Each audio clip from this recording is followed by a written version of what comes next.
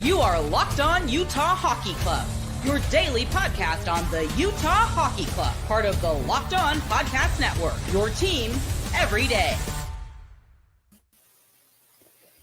And game one is officially in the books. Welcome, everyone, to the Locked On Utah Hockey Club post-game show. Utah Hockey Club versus Chicago Blackhawks in the inaugural first game of Utah's franchise and of the 2024-2025 NHL season. I'm Robyn Leonio alongside Tom Callahan. Tom, Utah taking a 5-2 win in their first ever game. Just for initial thoughts, how are we feeling? And then let's get some takeaways.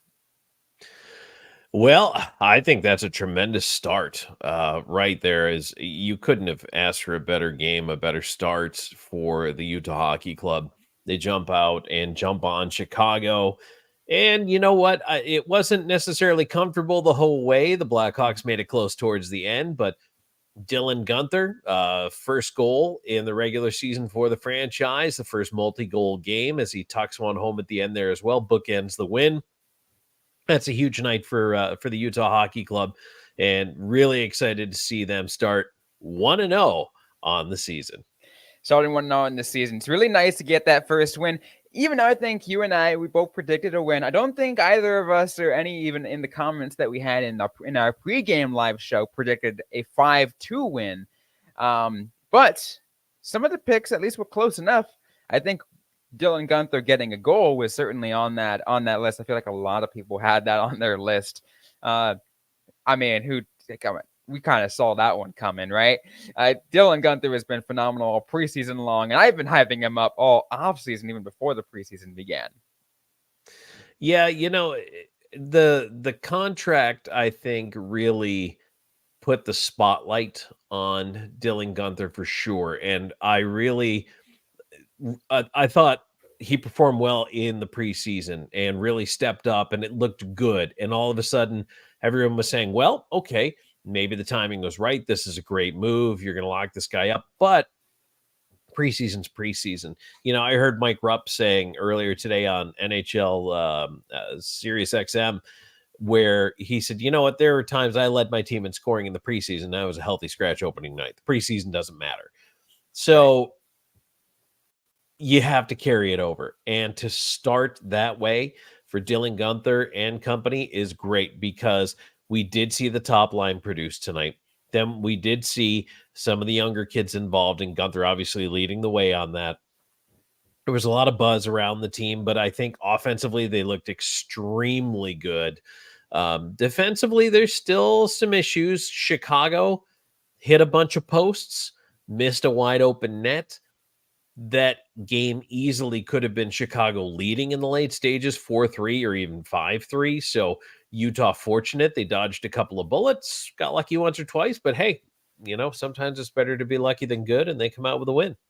I know, absolutely. I guess at this point, again, you can nitpick all those bad things that happened, and then that's kind of what we're here for.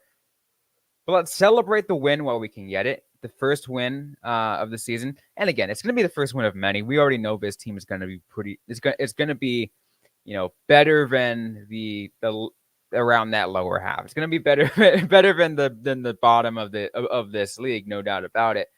I just kind of wish that I would have seen more, a little bit of that. Kind of a little bit, get a little bit more of a glimpse. Offense, no problem. It seems like they got that, that's figured out.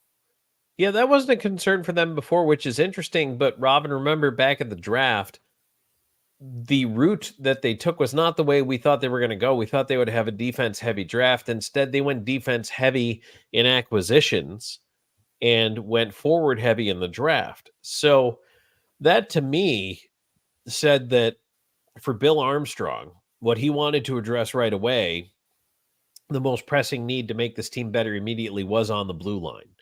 And obviously he was very correct in that. I will back that up all day long. So it's good to see that Utah plugging these guys in, and not even all of these guys, as we mentioned, there's still been some injuries that they've been battling, but they look good. And I think there's a lot of room for improvement. And in the first game of the year, there's a lot of teachable moments here. I think there's a lot that they can build on, and moving forward, this is a great thing for the Utah Hockey Club. It's a big win tonight. It really is. If you lose to Chicago, you could put a different spin on things, but opening at home in your own building, want to capitalize on the emotion of the night, and they did. They did, and I think that's one of the most important parts. We talked about over the offseason, Tom, of that they're not worried about getting butts in seats this year. I mean, because that's already taken care of. They already have like more than half. They already have, season tickets were sold out, all stuff like that, and that's all that bit. But it's delivering the fan product and letting them and making sure that they can come back. And I feel like, and again, we can talk a little bit more about that later. But the delivering a win, I think, in that first game, I think that's a crucial first step in making sure you're bringing people back, especially if you're doing it in an exciting way. They did with some of the goals that we saw. Yeah, honestly, Robyn, there was some really nice passing, some good offensive play. Some of those goals, they won some board battles, were able to establish a cycle game, move the puck around, and find each other. Even the last goal was really nice with Ian Cole, the veteran, sending one in from the point that was tipped in by Lawson Krause. He gets his first of the year. I thought there was some really, really nice just vision by the team tonight. I thought that they really made some good plays out there offensively. So, yeah, I have no problem checking the boxes offensively on this team. They did. We're going to keep talking on this episode of Locked On Utah Hockey Club. It's a post-game show. Utah taking a 5-2 win over the Chicago Blackhawks and their first ever game. We'll get to more of our conversation as well as check and see how many people of you guys are reaching out to us in our post-game live comments on YouTube. We'll get to all of that right after this.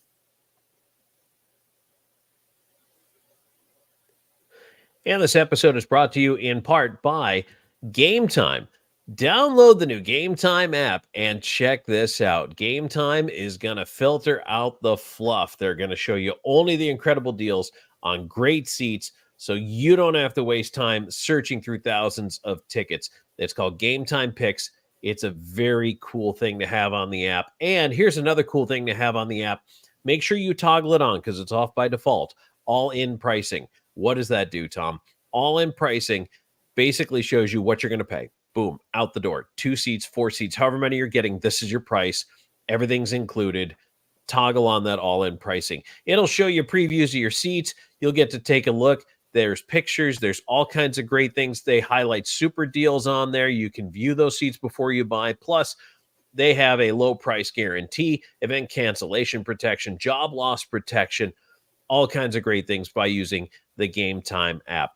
Also, that lowest price guarantee I told you about, if it's not the lowest price, Game Time will credit you 110% of the difference. And their Game Time ticket coverage means your purchase is covered with the most flexible customer service policy in the ticketing industry. Take the guesswork out of buying tickets with Game Time. Download the Game Time app, create an account, and use our code LOCKEDONNHL for $20 off your first purchase. Terms apply. Again, create an account and redeem code LOCKEDONNHL for $20 off. Download Game Time today. What time is it? It's game time.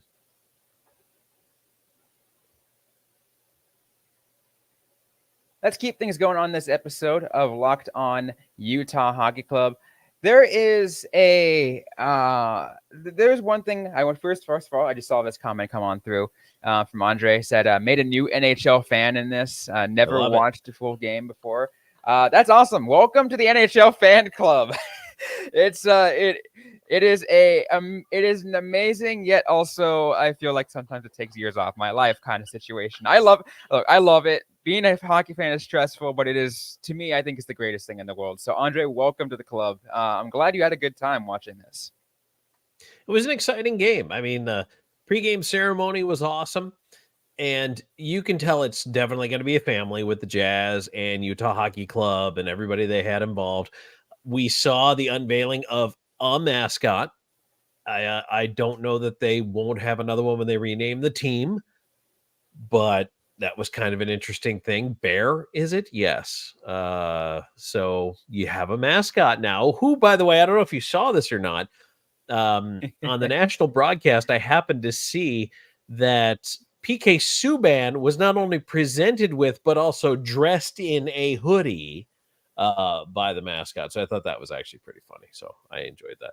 So, but you know what? All the way around, it was pretty cool. It had the party atmosphere. Like I say, ESPN did the whole, NHL equivalent of College Game Day. If you're familiar with that, they did the studio show outside. They had the pregame concert and everything going on, all the activities, and it was just fantastic. And it was buzzing inside that arena. They put some fun things out there, and in terms of making sure that fan experience was a good time. I was following on social media, Tom. I'm not sure if you saw this, but there was for a couple of things, both of them related to the same thing. They did a chugging cam where they kind of went around and they looked at fans to chug, what they were drinking. Was it beer? Was it something else? And if they chugged too slowly, the fans would boo them. I thought that was pretty funny. That's one. And two, they panned over to a couple of fans, one of which did chugging out of a shoe. I'm like, that is so unhealthy. It always gives me the willies when people do that. I hate that. Look, it's like, as much as you hate it, you got to give them credit for creativity. No, I don't, Robyn. I don't, and I won't. That's disgusting. Stop. It certainly was something. I laughed at it for a little bit, and look, they're just trying to have some fun out there, and I'm glad they did. And also, hello, Locked On Sharks. I'm glad you guys are tuning in to this as well. Wishing you guys the best of luck in your first game in a couple of days from now on Thursday. But I'm glad that they put this experience out there. They did show the camera, Tom, from the extracted view seats, and yeah, they're not ideal. I can tell, but as they said, they're fixing that, and it's going to be taken care of the next 3 years. And in the meantime, you will train yourself to watch what you can on the ice and then look up to the scoreboard, and watch what you can on the ice and then look up to the scoreboard, and you'll learn the transition point, especially if you're there a lot. But even in the course of one game, you'll figure it out pretty quick. So fans will get used to it. But right now, I don't think you're going to hear a whole lot of complaints, to be honest with you. I think that they really, as much as you could possibly knock this out of the park, I think they did a great job organizationally. Congrats to the Utah Hockey Club. This was something tough to pull off, and they made it happen. And then they went out and won on the ice. And it sounded loud too. Like that was a loud barn. Absolutely. And I think that's kind of one of the things that I was curious about. Exactly how loud is this barn going to be, and how quickly is it going to be embraced like that? I mean, we already knew that there wasn't going to be any problem selling seats, but like it's the type of fan base really does matter, right? It sure really does. Sure. I mean, look at Vegas, look at Seattle. Those crowds are raucous, and they're new franchises, and they haven't had an NHL team, but Seattle did years and years ago, literally 100 years ago. But they embrace it, and they're loud. They don't sit on their hands. And I will say this: even some crowds in cities like Toronto can be very muted. depending on how the team's going and what's going on, and just, the more expensive the seats are down low, the less cheering you tend to hear. So there are cities where it's like that, and I'm talking about real hockey's always been here cities. So the fact that, Salt Lake came out of the gate just, white hot, loud, just fired up. And again, I think there's more of a sense of community with this team and a sense of ownership for Utahns, and I think that's a really, really good thing for the health of the franchise. Oh, it certainly is, and like I would like to see it continue to grow even more, right? I mean, that's Sure. kind of like that's my thing, right? I always love to see hockey grow in whatever market. Obviously, my thing has been non-traditional markets, but even in a place like Utah, where you would consider it a closer to a traditional hockey market because cold weather place, and lots of winter sports outside, so it can be that. But it doesn't have the proven track record yet. So I still I still love to see that. I still like to see the growth. Plus we're hearing, just hearing the commitment that Ryan Smith has, and what everything I just chalk this up as a win all around. Yes, absolutely. You want to talk a little bit more about the game here? I've got a couple of points I want to get into. Yeah, let's get into talking about more about that game. Kind of rewind a little bit, get those points on the game. We'll do that though right after this. And today's episode is brought to you by FanDuel. Hello, NFL fans. You can start the season with a big return on FanDuel, America's #1 sportsbook. So when you're in a hunch in the middle of a game, you can check out the latest stats, view live play-by-play, and so much more on the same page where you place your bet. You'll get started with $200 in bonus bets guaranteed when you place your first $5 bet. You don't even need to win that $5 bet to get those $200 in bonus bets. All you got to do is just place the bet, and you get that bonus once again guaranteed. And you can bet on everything, even beyond the NFL. You can bet on NHL games. Yeah, okay, you've looked at some of our FanDuel picks of the game earlier today. Good, you take a look back and see what we picked on that.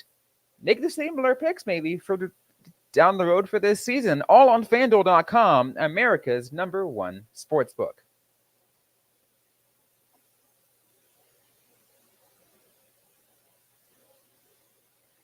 All right, so if we take a look here, Robyn, and get in a little bit on the statistical side of things, couple of questions, trivia questions we had answered tonight. First goal, Dylan Guenther. First 2-goal game, Dylan Guenther. First 2 assist game, Nick Schmaltz. Now, if you're listening and saying, how is this all first this, first that? Weren't they the Arizona Coyotes last year? It bears repeating. Brand new franchise, brand new record book. No carryover from Arizona.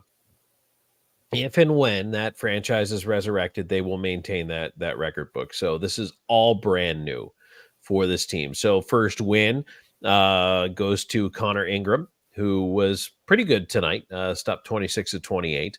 And you know what? I think that one of the things that kind of grabbed me was, in a little bit of a surprise, was the fact that both teams went 0 for on the power play, especially Chicago going 0 for 3. I talked about how I didn't think the penalty kill had the best preseason, but Robyn going 3 for 3 in your opener, okay, that's pretty good. I like that. That's a great start.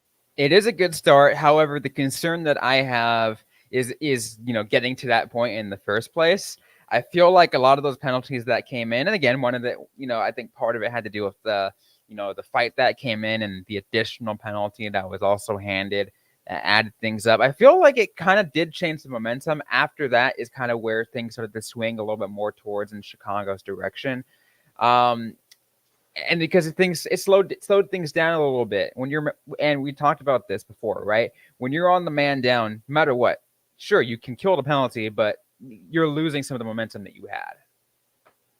Yes. And that is, again, it's the most physically demanding thing you can do is kill a penalty. So it's tiring.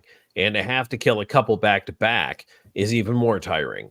So yeah, that's a concern. You don't want to put yourself a man down. You don't want, and the thing you don't want to do, you don't mind killing off the hard penalties, the ones where you're denying a scoring chance or you're sticking up for a teammate. Those are fine. Teams will kill those every day of the week. But lazy penalties. I will call them lazy penalties. The hooking, the holding, I stopped moving my feet, so now I'm going to reach out and try to get the guy with my stick.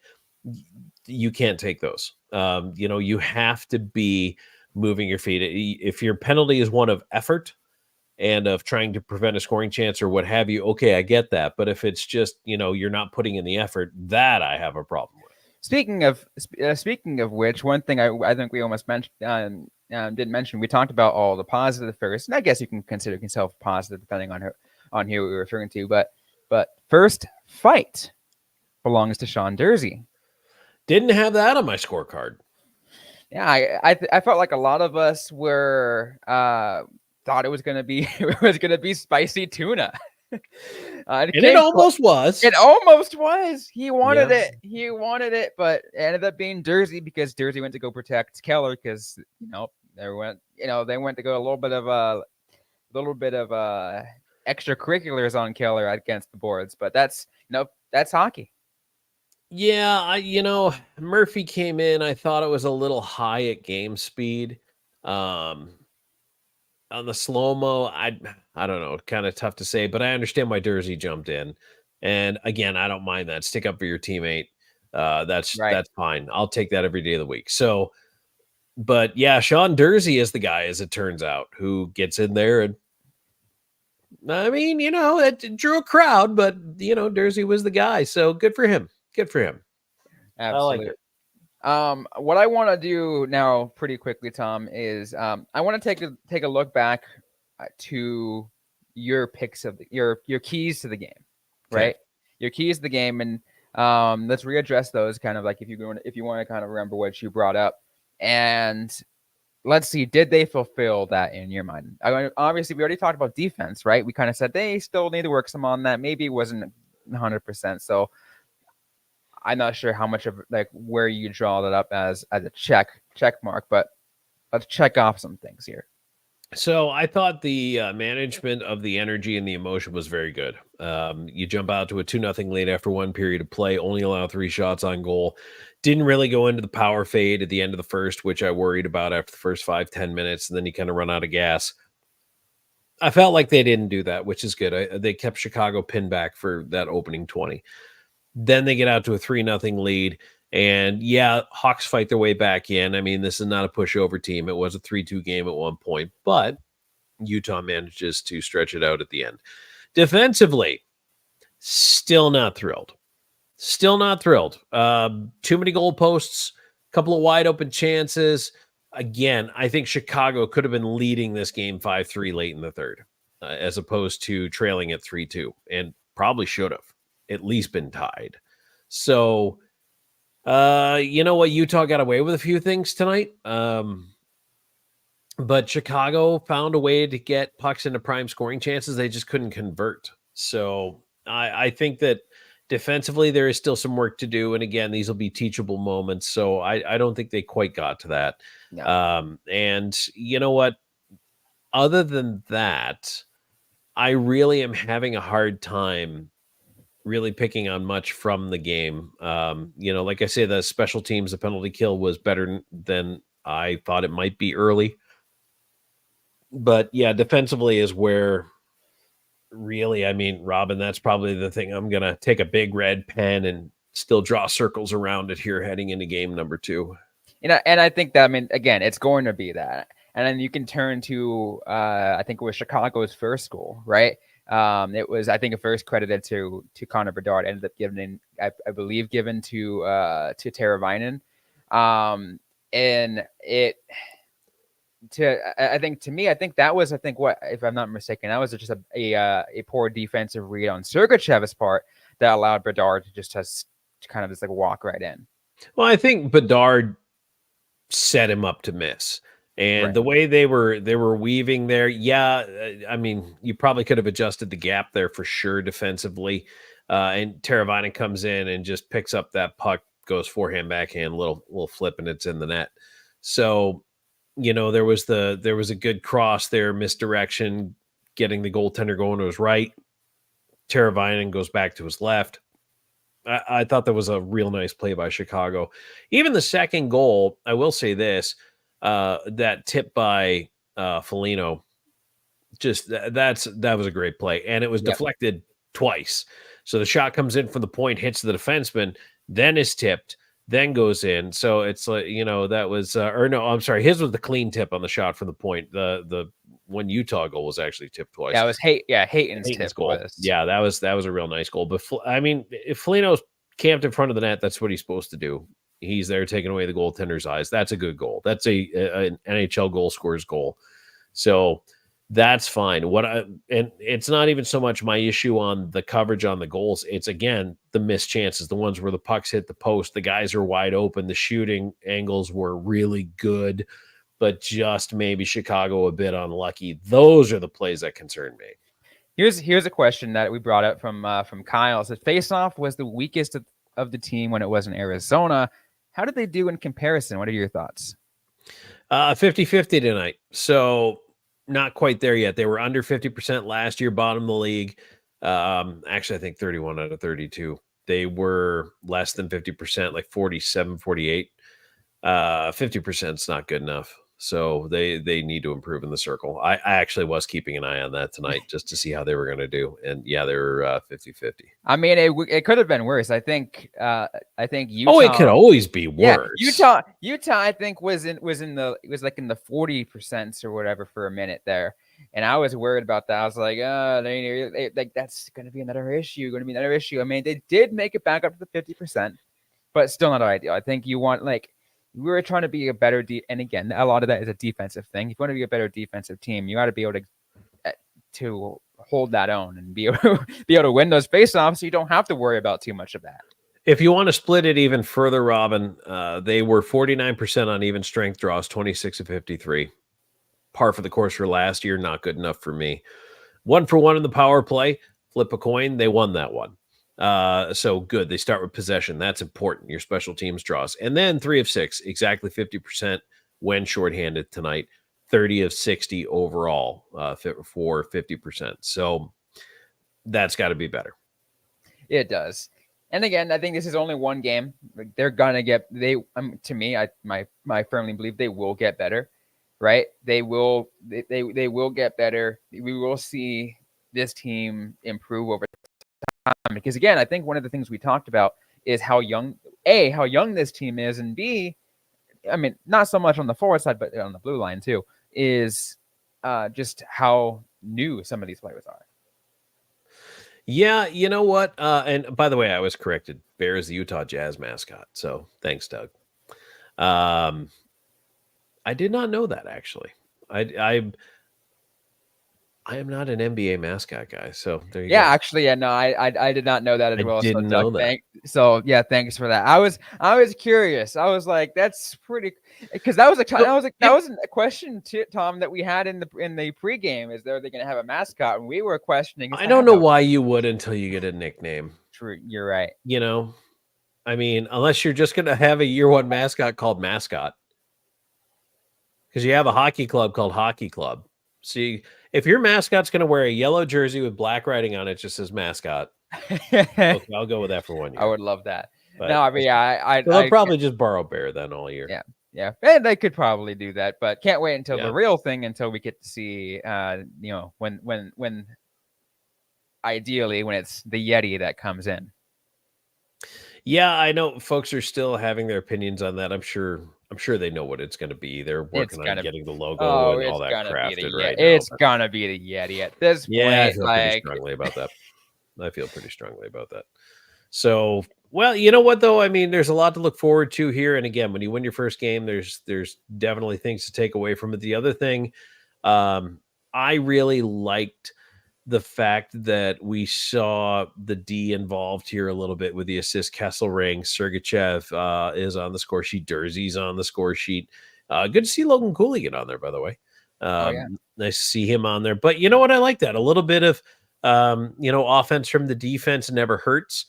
Ian Cole, I actually thought it was Cole that on the last goal. I thought he had the assist on Krause's goal, but I guess not on that one. Let me check the scoring summary. Let's see. Yeah, for some reason it's listed as unassisted on the final sheet of match, and that's not right. Oh no, they added Cole. All right, I refreshed. They added Ian Cole. So yeah, good to see some motivation from the back end there, and guys chipping in and all over the. Especially that mean shot and that second goal, that mean shot from Sergachev.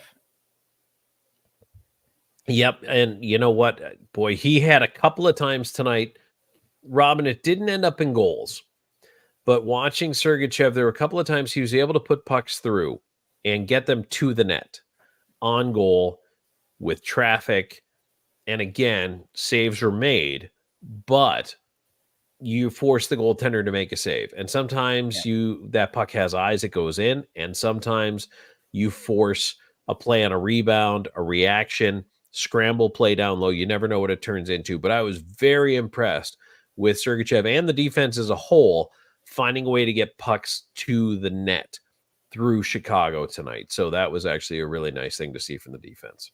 Oh yeah, I think that's kind of like, and again, we talked about the puck moving defenseman and seeing Jersey and Sergachev work together and trying to. It was unique to see exactly how they were going to play it out. I was curious, and I was watching a lot of the forwards on the back check too. They seem to be pretty aware, pretty advanced, and you have to be. I mean, if you're an NHL player, you really have to be conscious of getting back. So I thought they did a nice job of covering up there, and so far so good. So far so good, and like I said, it's going to be a fun season. This is just game 1 of 82. Yes, absolutely. I think it's going to be a great season. There'll be ups, there'll be downs, but it's going to be a fantastic season to cover this team. It is going to be, and we're going to be the place for you guys to tune in for many of the post-game shows. Most of them that they do fall within the within our recording days. On anywhere from Sunday through Friday, we're going to be getting those episodes in for you guys. So that's most of the days of the week for you guys. You're getting post-game shows from us, and post-game shows, pre-game shows, any other kinds of audio you want from Utah Hockey Club. This right here, this is the #1 podcast for you guys to tune into for all your Utah Hockey Club info and news, all that.